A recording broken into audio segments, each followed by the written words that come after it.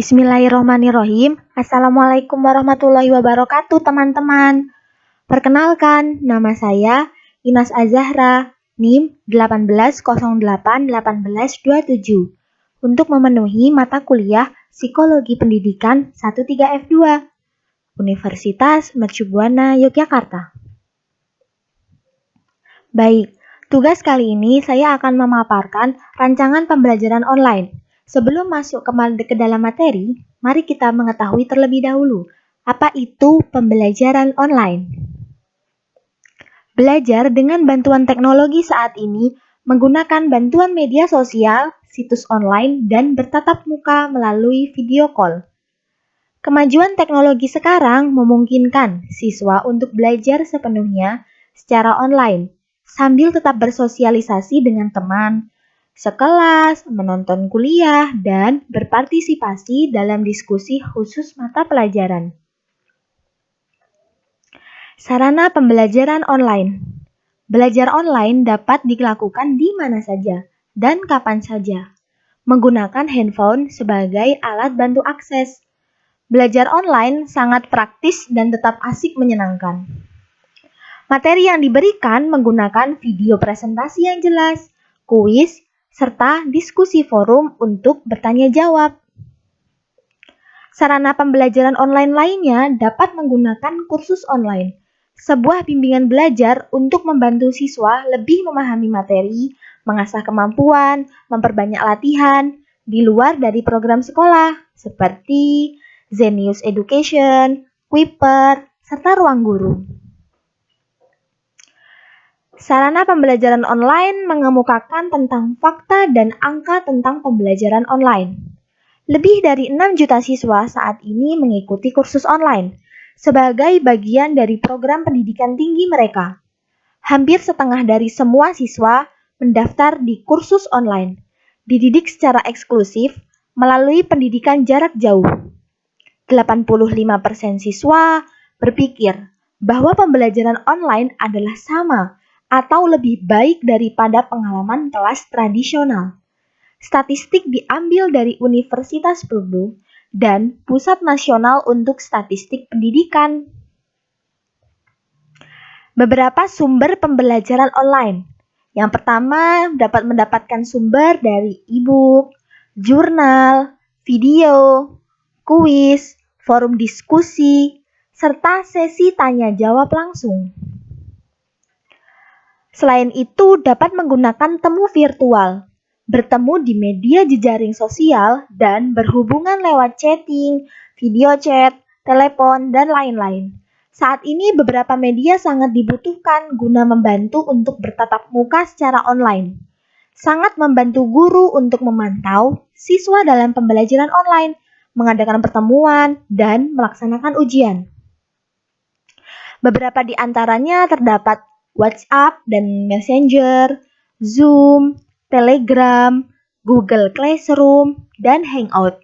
Sarana pembelajaran online ini dapat dimanfaatkan para guru untuk memantau pembelajaran siswa secara online. Penilaian pembelajaran online. Yang pertama, menggunakan penugasan individual. Ini mungkin adalah metode penilaian yang paling banyak dialami siswa. Untuk setiap tugas, akan menerima topik, batas waktu, dan memberi tanggapan atas materi yang disampaikan. Yang kedua, diskusi online. Siswa perlu meneliti topik dan memposting tanggapan mereka sendiri terhadap tugas yang menunjukkan pengetahuan dan pemahaman mereka sendiri. Seringkali akan berakhir dalam perdebatan dengan ide dan pandangan yang diposting oleh sesama siswa. Yang ketiga adalah jurnal. Pembelajaran online tidak terjadi di ruang kelas, dan entry jurnal adalah cara mudah bagi instruktur kursus maupun guru untuk memahami bagaimana Anda maju melalui kursus dan jika Anda mendapatkan pengetahuan di bidang yang tepat. Kemudian, terdapat ujian. Dapat bersifat open book maupun closed book untuk mengantisipasi menyontek antar siswa. Dapat disertai pendapat masing-masing karena berbeda antara satu dengan yang lainnya. Kemudian menggunakan rangkuman. Para siswa dapat membuat rangkuman di akhir pertemuan. Dapat berupa poster, video, gambar, ataupun makalah, guna melatih siswa agar benar-benar memahami materi yang diberikan. Program pembelajaran online yang saya tekankan, penilaian kepada siswa menggunakan rangkuman di akhir pertemuan. Hal tersebut sangat dapat menimbang kemampuan siswa akan pemahaman materi yang telah disampaikan.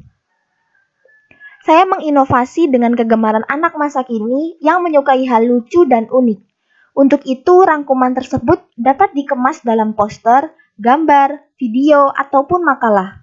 Dan sesuai dengan kreativitas siswa masing-masing. Tidak ada menyontek karena hasil akan berbeda satu sama lain.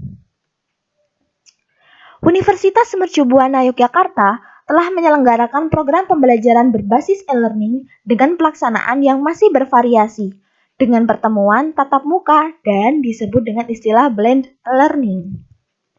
E-learning menjadi suatu kebutuhan bagi sivitas akademika, mengingat baik dosen, mahasiswa maupun institusi pendidikan telah memanfaatkan teknologi komputer dalam proses belajar mengajar. E-learning proses pembelajaran dengan menggabungkan prinsip-prinsip dalam proses pembelajaran dengan teknologi. Saat ini mahasiswa Mercu Buana telah merasakannya manfaat dari e-learning tersebut. Kemudian, peran keluarga, terutama orang tua sangat mempengaruhi perkembangan anak secara optimal. Orang tua diharapkan mampu membimbing dan memahami kondisi anak. Orang tua sangat berperan dalam mendidik, mengajar, memberikan bimbingan, dan menyediakan sarana belajar. Pendampingan orang tua pada saat belajar, terutama di rumah, dapat menciptakan ikatan emosional yang baik. Interaksi yang terjadi pada saat pendampingi anak dapat menciptakan komunikasi yang berkualitas dan dapat mengoptimalkan perkembangan anak. Secara psikologis, anak merasa aman, tidak sendiri, merasa diperhatikan, dan dapat meningkatkan rasa percaya diri. Ini menjadi awal yang baik dapat mengembangkan kemampuan dan memotivasi belajar anak, sehingga prestasi anak pun dapat meningkat. Kemudian tahapan-tahapan dalam pembelajaran online yang saya rencanakan. Pertama, anak menggunakan metode belajar online melalui kuis, video, dan materi yang disampaikan guru lewat media sosial ataupun situs jejaring sosial. Lalu mengaplikasikannya di mata pelajaran yang sudah dia pahami dan dipelajari. Kedua, anak mulai melatih soal dengan latihan dan mengerjakan online di rumah, serta membuat rangkuman di akhir pertemuan untuk mengasah kemampuan serta pemahaman anak atas materi yang telah disampaikan. Selanjutnya, peran orang tua penting untuk mendampingi anak dalam proses belajar online, karena anak merasa aman dan nyaman jika orang tua pun ikut mendukung proses belajarnya. Anak belajar dengan senang, orang tua pun tenang. Lalu intisari dari rancangan pembelajaran online yang telah saya rencanakan, dengan online learning, interaksi antara guru dan siswa akan lebih praktis, karena tidak harus menempuh perjalanan untuk bertemu. Proses belajar mengajar dapat berlangsung dimanapun, selama kondusif dan dapat membantu untuk fokus. Selain itu, tidak diperlukan tambahan-tambahan seperti keharusan berdandan rapi atau tampil formal, sehingga lebih fleksibel. Online learning menggunakan pendekatan teknologi yang lebih sesuai pelajar masa kini dibandingkan metode konservatif belajar di kelas. Metode penyampaian yang digunakan di kelas-kelas online learning juga umumnya sudah menggunakan gabungan formal dan informal. Lalu alternatif selama social distancing saat ini di tengah pandemi wabah COVID-19. Sekian dan terima kasih atas rancangan pembelajaran online yang telah saya sampaikan. Semoga dapat membantu. Wassalamualaikum warahmatullahi wabarakatuh. Live as if you were to die tomorrow. Learn as if you were to live forever. Mahatma Gandhi.